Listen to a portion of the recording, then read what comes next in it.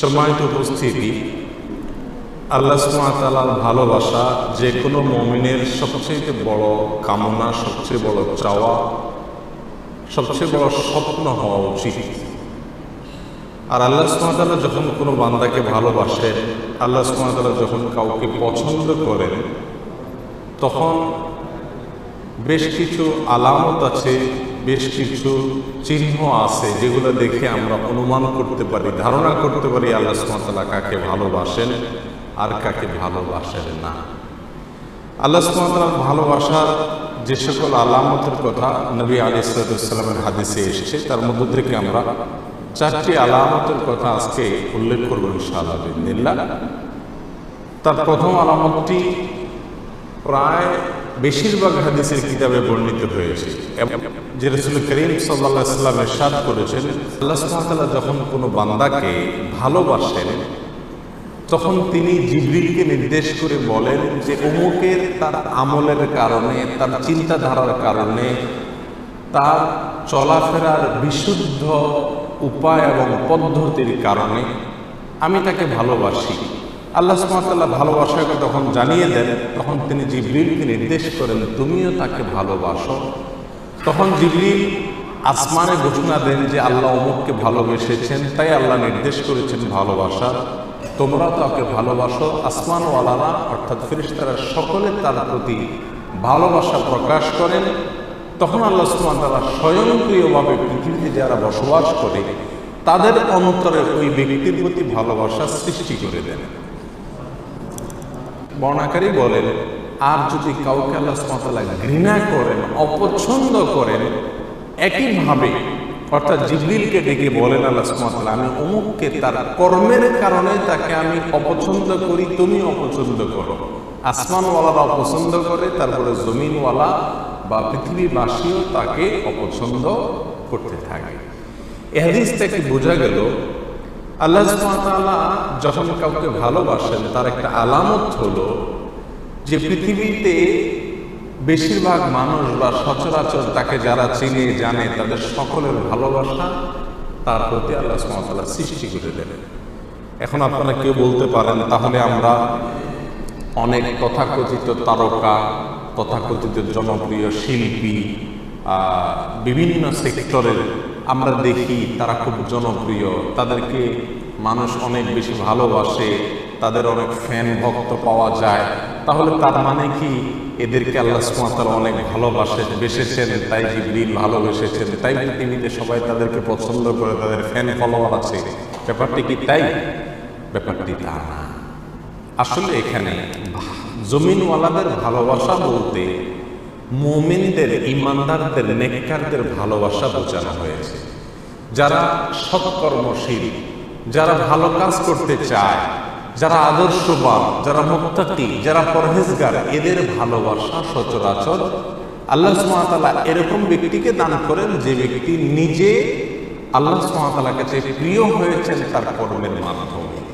তখন ওই ব্যক্তিকে আল্লাহ সুবহানাহু ওয়া তাআলা অদৃশ্য এবং অবর্ণনীয় এক ভালোবাসা মানুষের অর্থাৎ মুমিনদের, মুত্তাকিদের অন্তরে আল্লাহ সুবহানাহু ওয়া তাআলা দান করে থাকেন।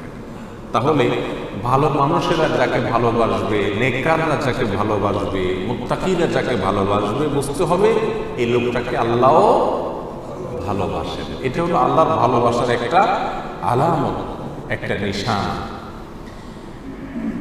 আর এজন্য আমাদেরকে জনপ্রিয়তা মানুষের কাছে চেয়ে বেড়ানোর প্রয়োজন নাই। এই হাদিস বলছে কেউ যদি চায় যে সকল ভালো মানুষরা তাকে ভালোবাসো, তাহলে সে ভালো পথে চলুক।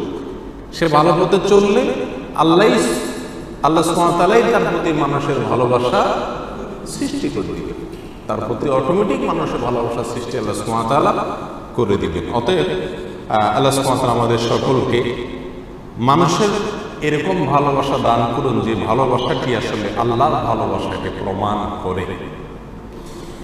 নাম্বার 2, আল্লাহ সুবহানাহু ওয়া তাআলা যখন কোনো মানুষকে ভালোবাসেন, কাউকে পছন্দ করেন, সেটা আমরা কিভাবে বুঝবো?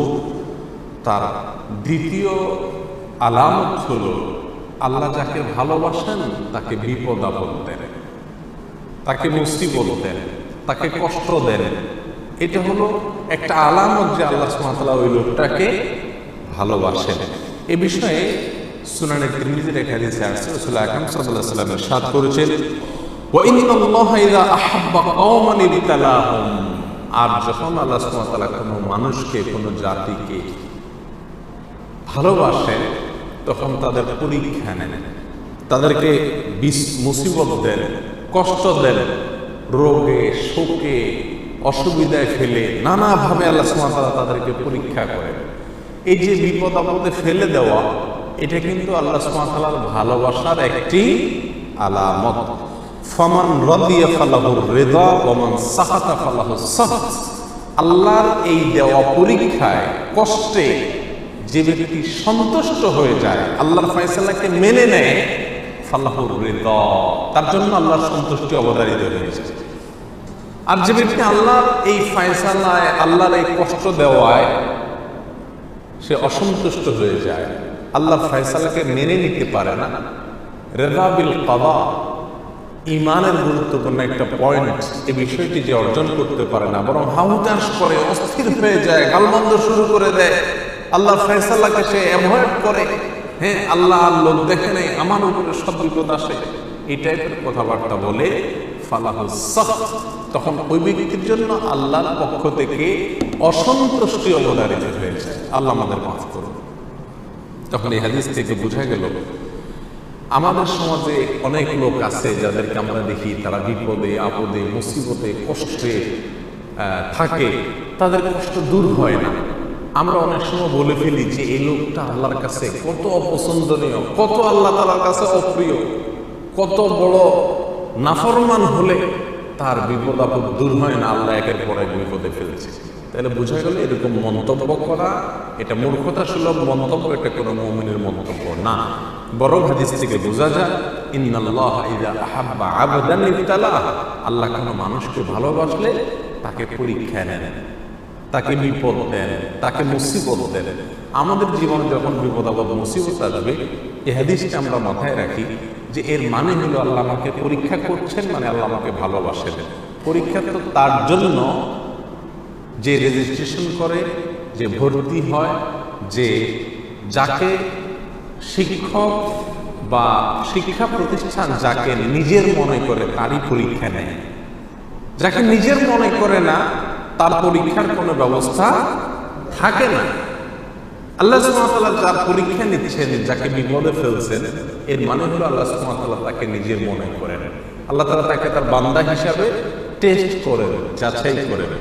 আল্লাহ আমার জন্য আপনি যে ফয়সালা করেছেন সেটা আমি নিজের জন্য যেটা ফয়সালা করছি তার চেয়ে বেটার হবে, এতে কোনো সন্দেহ নাই। কারণ আমার ভালো আমি যতটুকু বুঝি, আপনি তার চাইতে অনেক ভালো বুঝেন। অতএব আমার এই বিপদের মধ্যে কোনো কল্যাণ নিহিত আছে, এটাকে মেনে নিয়ে সন্তুষ্ট চিত্রে আল্লাহর ফয়সালাকে গ্রহণ করে নেওয়া, এটাই হলো মুমিনের পরিচয়। আল্লাহ সুবহানাহু ওয়া তাআলা আমাদেরকে ভালোবাসেন, তার প্রমাণ হবে আল্লাহর পক্ষ থেকে আমাদের জীবনে ছোট বড় বিভিন্নভাবে পরীক্ষা নেওয়া। আমরা জানি কোরআনে কারিমে আল্লাহ তাআলা বিভিন্ন নবী রাসূলদের ঘটনা বলেছেন। এর ভিতরে সবচেয়ে বেশি কঠিন পরীক্ষা যার জীবনে আসছে তিনি কোন নবী ছিলেন? ইব্রাহিম আলাইহিস সালাম। ইব্রাহিম আলাইহিস সালাম সম্পর্কে আল্লাহ সুবহানাহু ওয়া তাআলা কোরআনে কারিমে একাধিক জায়গায় বলেছেন কি কি পরীক্ষা নিয়েছেন। ওয়াইদ ইবতালা ইব্রাহিম, যখন আল্লাহ সুবহানাহু ওয়া তাআলা ইব্রাহিমের পরীক্ষা নিয়েছেন, ইব্রাহিমের পরীক্ষা আল্লাহ তাআলা নিয়েছেন। কেন ইব্রাহিমের পরীক্ষা নিয়েছেন? আল্লাহ তো ফেরাউনের পরীক্ষা নেন নাই, আল্লাহ তো বলেন না আল্লাহ নমরুদের পরীক্ষা নিয়েছেন, আল্লাহ এটা বলেন নাই কোরআনে কোথাও যে আল্লাহ আবু জাহালের পরীক্ষা নিয়েছেন, আবু লাহাবের পরীক্ষা নিয়েছেন। তারা তো স্টুডেন্টই না, তারা তো আল্লাহ বান্দাই না, নেককার বান্দাই না, মুমিন বান্দাই না, যার কারণে তাদের পরীক্ষা নেওয়ার প্রশ্ন নাই। যার জীবনে বিপদ আছে, ইমানদার যদি হয়ে থাকে তাহলে বুঝতে হবে সে আল্লাহর কাছে কোনো না কোনো কারণে প্রিয় হয়েছে, আল্লাহ তাকে পরীক্ষা করছে। বিধায় অস্থির এবং ব্যাকুল হওয়া যাবে না। আল্লাহ তাআলা আমাদের তৌফিক দান করুন। তাহলে দ্বিতীয় আলামতটি আমরা পেলাম আল্লাহর ভালোবাসা। তৃতীয়, আল্লাহ যখন আমাদের কাউকে ভালোবাসেন তার আলামত কি? এটা বড় জটিল আলামত, বড় কঠিন আলামত। তার আলামত হলো আল্লাহ সুবহানাহু ওয়া তাআলা তাকে দুনিয়া থেকে দূরে সরায় রাখেন। দুনিয়ার সাথে মিশে হাবুডুবু খেয়ে একাকার হয়ে যাওয়ার থেকে আল্লাহ তাআলা হেফাজত করেন। আমাদের অনেকে আমরা দুনিয়া চাই, পদ, পদবি, অর্থ, কড়ি, প্রভাব, প্রতিপত্তি, কে না চাই? আমরা সবাই চাই এগুলো। কিন্তু আল্লাহ সুবহানাহু ওয়া তাআলা কিছু মানুষকে ভালোবেসে এগুলো থেকে দূরে সরায় রাখে। সে চাইলেও ব্যাটে বলে হয় না। আল্লাহ সুবহানাহু ওয়া তাআলা তাকে দুনিয়া থেকে পরিকল্পিতভাবে বাই প্ল্যান, ইচ্ছাপূর্বক আল্লাহ সুবহানাহু ওয়া তাআলা সরায় রাখেন। কেন? তার জন্য ওই জায়গায় গেলে ক্ষতি হবে। সে দুনিয়ার সাথে যদি মিশে যায় তাহলে সে ধ্বংস হয়ে যাবে। আল্লাহ সুবহানাহু ওয়া তাআলা তাকে বাঁচিয়ে রাখেন। এই প্রসঙ্গে সহিহ ইবনে হিব্বান, মুস্তাদরাক হাকিম, সুনানে তিরমিজি অনেকগুলো হাদিসের কিতাবে হাদিসটি বর্ণিত হয়েছে। রাসূল আকরাম সাল্লাল্লাহু আলাইহি ওয়াসাল্লাম বলেছেন, ইন্নাল্লাহা ইযা আহাব্বা আবদান হামাহুদ দুনিয়া কামা ইয়াহমি আহাদুকুম মারিদাহু আল মা লিয়াশফিয়া। তোমাদের কেউ, তোমাদের প্রিয়জনরা অসুস্থ হলে যেই রোগে পানি টাচ করলে অসুবিধা হবে তাকে যেরকম পানি থেকে তোমরা বাঁচিয়ে রাখো, আল্লাহ যখন কোনো মানুষকে ভালোবাসেন তার আল্লাহর ভালোবাসার মানুষটাকে আল্লাহ তাআলা দুনিয়া থেকে এরকম বাঁচিয়ে রাখেন। দুনিয়া থেকে আল্লাহ সুবহানাহু ওয়া তাআলা এরকম বাঁচিয়ে রাখেন। এখন চিন্তা করেন, আপনার জীবনের যত অপ্রাপ্তি, আমাদের জীবনের যত অপ্রাপ্তি, যত চাওয়া আমাদের পূরণ হলো না, আল্লাহ সুবহানাহু ওয়া তাআলা যদি এটা আমাকে পরিকল্পিতভাবে ভালোবাসেন বিধায় আমাকে এখান থেকে সরিয়ে রাখেন, তাহলে আমি যা হারালাম তার চাইতে পেলাম অনেক বড় কিছু। আল্লাহর ভালোবাসা পেলাম, আল্লাহর পছন্দনীয় মানুষের তালিকায় চলে গেলাম, অনন্ত অসীমকালের সুখ সমৃদ্ধি আমার হয়ে গেল।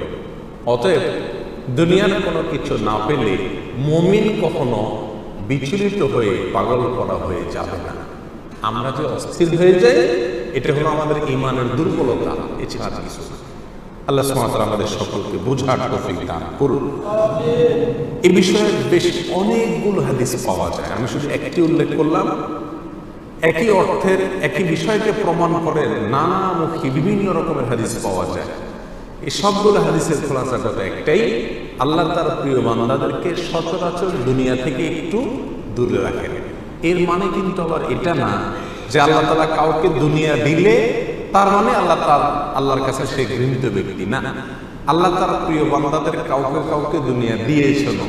যেমন ওসমান রাদিয়াল্লাহু তাআলা আনহু, তাকে আল্লাহ তাআলা দুনিয়া দিয়েছেন, আবার তাকে আল্লাহ ভালোবাসতেন। সুলাইমান আলাইহিস সালামকে আল্লাহ তাআলা দুনিয়া দিয়েছেন, আবার তাকে ভালোবাসতেন। দাউদ আলাইহিস সালামকে আল্লাহ তাআলা দুনিয়া দিয়েছেন, আবার তাকে ভালোবাসতেন।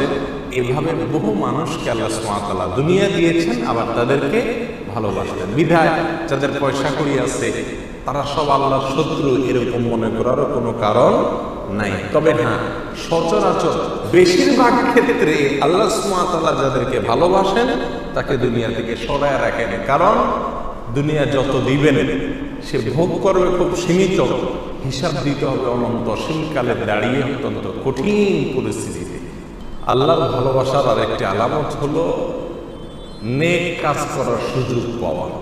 আল্লাহ যদি কাউকে নেক কাজ করার সুযোগ দেন, ভালো কাজ করার সুযোগ দেন, তৌফিক হয় ভালো কাজ করা, ভালো পথে চলা, এর মানে হলো আল্লাহ সুবহানাহু ওয়া তাআলা তাকে ভালোবাসেন।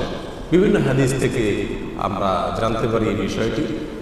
রাসূল আকরাম সাল্লাল্লাহু আলাইহি ওয়াসাল্লাম যেমন এক হাদিসে বলেছেন, আন ইউরিদিল্লাহু বিহি খায়রান, আল্লাহ তাআলা কারোর কল্যাণ চান অথবা তাকে দিয়ে কল্যাণ করাতে চান, ইউফাক্কিহু ফিদ্দীন, তাকে দ্বীনের বুঝ, দ্বীনের নলেজ, দ্বীনের ইলম আল্লাহ তাআলা দান করেন। দ্বীনের ইলম পাওয়া, ভালো কাজ করতে পারা, ইবাদত করতে পারা, এটাও আল্লাহ সুবহানাহু ওয়া তাআলার ভালোবাসা পাওয়ার অন্যতম একটি আলামত এবং লক্ষণ। আল্লাহ সুবহানাহু ওয়া তাআলা আমাদের সবাইকে তার প্রিয় পাত্র হওয়ার তৌফিক দান করুন।